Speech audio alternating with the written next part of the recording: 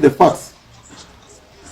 As somebody occupying a very high office as deputy president, you became so gullible, simplistic, and cheap enough to believe a lie from a compromised journalist or a compromised headline.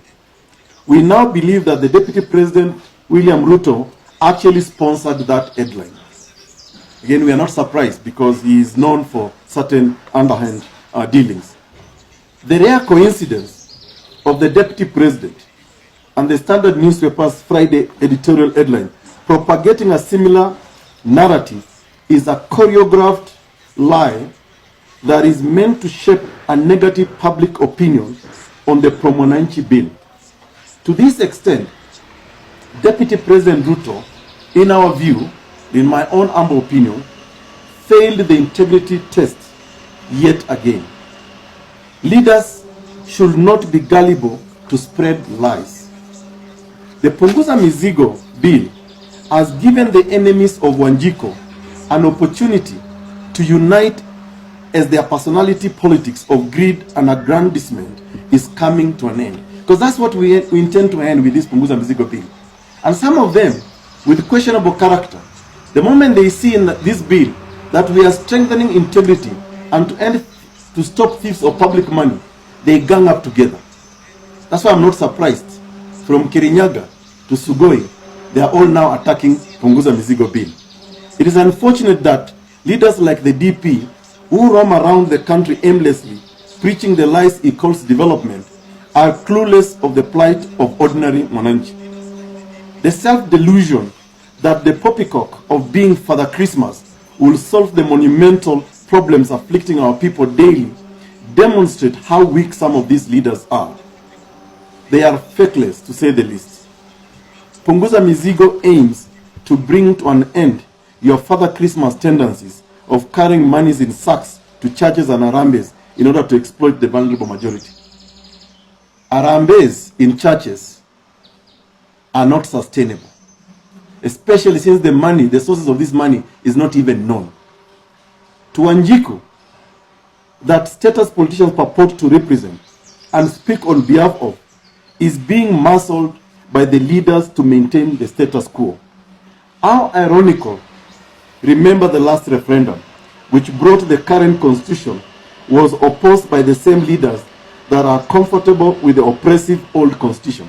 In fact, if some of these leaders had any integrity, having opposed this constitution, they should not have even vied for any public office using this very, very constitution. They should not have even lifted this very constitution to say, I so-and-so defend and propagate, protect this constitution.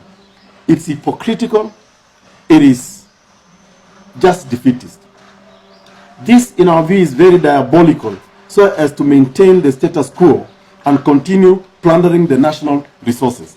We remind the Deputy President to focus on the real problems Kenyans are facing right now that include collapsing businesses and a high rate of unemployment among Kenyans.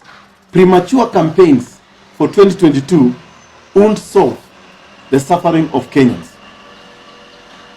In any case, and in case the Deputy President has forgotten, Kenyans are still waiting for the following false promises. The Jubilee laptop per child promised in 2013, we are yet to see it. The 9 modern stadia that they promised in Kasarani, we are yet to see them. The Kimorer and Aror dams that is meant to improve the lives of his own people are yet to be seen. In fact, they have been cancelled. Prosecution and the jailing of the thieves of NYS1 and NYS2 is a promise we are still waiting as Kenyans. Exploitation of the tea farmers by KTDA is something that this Jubilee government should be focusing on, not premature politics of 2022. Insolvency of the Mumias Sugar Company. The Jubilee's government Big Four agenda of manufacturing, affordable healthcare, affordable housing, and food security. These are still pipe dreams Kenyans are waiting for. Revival of the failed Galana Kulalu project is a promise we are still waiting for. Reliable clean water supply to all Kenyans, we are still waiting. Lower energy tariffs, we are still waiting. Revival of the collapsing Mombasa economy today and the killing of small transporters is something we are still struggling with. Millions of new jobs for the youth, among many other failed Jubilee projects, is something we are still waiting. So we are saying to William Ruto, instead of lying out there about Punguza Mizigo, a project that really intends to improve the lives of Kenyans by taking money to their very wards, you are fighting it. You are the #1 enemy of the people of Kenya. And stop lying to Kenyans that by 2022, if you became their president, their lives will change. They will not change because the lies since 2013 are still there.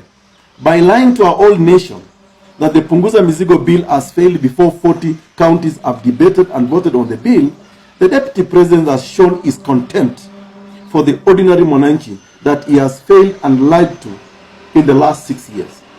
We wish to remind him that the Punguza Mizigo bill has a perpetual life as it aspires to ensure that the ordinary Kenyan will have access to basic public services at their very villages.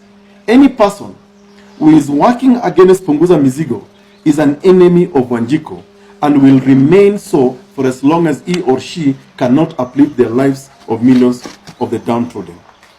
Lastly, as I finish this presser, we wish to speak very briefly on the Likoni Ferry incident, and of course among other tragedies, including the recently collapsed school.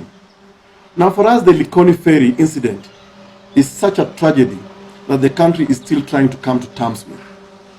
We all know that the Kenya Ferry Services has on several occasions in the past been indicted for failure to maintain safety standards, and this time round it is not an exception, given that the tragedy could have been prevented had there been proper safeguards on the equipment. We urge the government to expedite the recovery of the deceased bodies and full overhaul of the management of Kenya Ferry Services.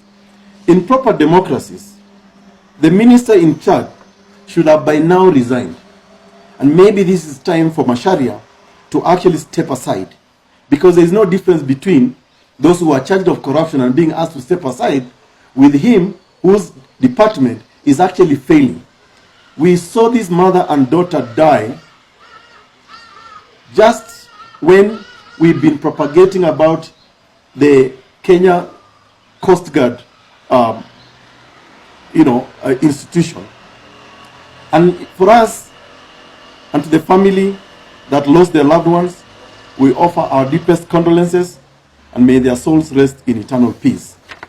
That's the end of the formal statement. I will now take a couple of questions, if there are any. Yes, and actually, and then I can come to you, and then to you. Yes? Yes. When we spoke about the 7 counties, the 3 and 4, Mm-hmm. if you can give us the names, and 2, if you can give us the update about the debate in the counties, how far it has gone, how many counties have been part of the bill, so that at least we can have yeah. So far, only one county has debated this bill as per the constitution, and that is Uasin Gishu County. They did public participation, they debated on the bill, and they took a vote. The other counties that pretend to have rejected this bill, but we know it's because of coercion and the party leadership. Let's start with Siaya. Siaya County, first of all, lied to the people